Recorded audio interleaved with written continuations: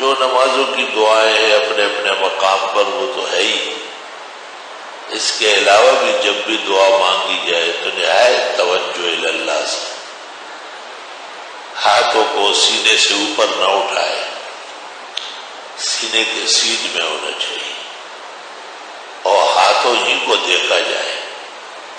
حدیث میں ہے فَاسْأَلُوا عَنْ بُطُونِ أَكُفِّكُمْ، جیسے تم تلووں سے اپنے ہاتھ کے ہتھیلیوں سے تم مانگ رہے، ایسے ان کی طرف دیکھتے رہو، نہ دائیں نہ بائیں، نہ اوپر نہ نیچے۔ دعا کے وقت داڑھی کو رچنا، جسم کو آگے پیچھے کرنا بدنصیبی، دعا سے محرومی کا نظارہ ہے۔ دعا اللہ کے حمد و ثنا سے شروع ہو، جیسے الحمدللہ، اللہم انت السلام، اللہ کے کسی بھی صفت سے، تعریف سے، تحمید سے، تمجید سے، تحلیل سے، تقدیس سے اللہ کا نام لے کے دعا شروع ہو۔ اس کے بعد درود شریف پڑھنا ہوتا ہے۔ جس آدمی نے درود شریف سے دعا شروع کی، پیغمبر نے اس کو منع کیا اور آپ نے کہا عجلتا، تو مجرد کر رہا، اذا دعوت فاحمد ربک، جب دعا مانگو اللہ کا حمد و ثنا کرو، ثم صلی علی نبیک، اس کے بعد درود شریف پڑھا کرو۔ درود شریف ہمیشہ دوسرے نمبر پہ ہوگا۔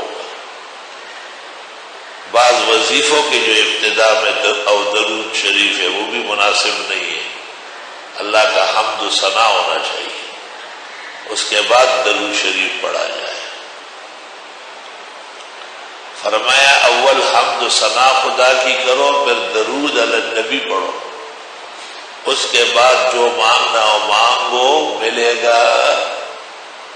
ثم سل ما شئت او سل تعطى، تو پیغمبر نے خود آداب بیان فرمائے۔ دعاؤں میں ایمان اور اعمال اور توفیق خیر کی اول مانگی جائے، آخرت کی نعمت جنت اللہ سے مانگی جائے، ہدایت پر ثابت قدمی، عبادات کی رونق، عبادات کی توجہات، اپنے اپنے والدین، اساتذہ، مشائخ، محسنین، مکرمین، جن جن لوگوں کا آپ پر احسان ہے ان کا حق ہے کہ ان کو دعاؤں میں یاد رکھیں۔ اولیاء اللہ و بزرگان دین، صحابہ و تابعین یا انبیاء و مرسلین کے لیے بھی رفع درجات کی دعا ہوتی ہے۔ اس قسم کے نیک لوگوں کے تذکار سے دعائیں اللہ کے قریب ہو جاتی ہیں۔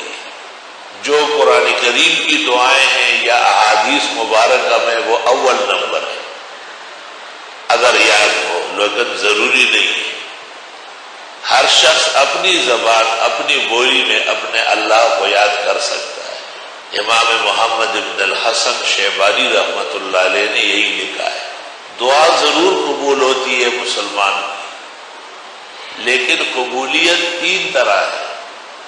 کبھی کوئی بلا و مصیبت آنے والی ہوتی ہے، وہ ٹل جاتی ہے اس دعا کی وجہ سے، اور کبھی دعا اتنی قیمتی ہوتی ہے کہ وہ آخرت کے لیے ذخیرہ بنایا جاتا ہے، یا وہی چیز جو اس نے مانگی وہ ملے۔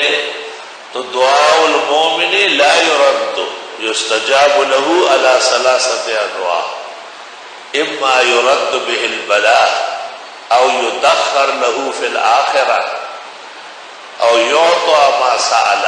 حافظ عماد الدین ابن کثیر دعوات میں لکھتے ہیں، اور دعاؤں کا اثر اور طاقت مسلم ہے، وللدعوات تاثیر بلیغ، دعاؤں کا اثر نہایت زوردار ہے۔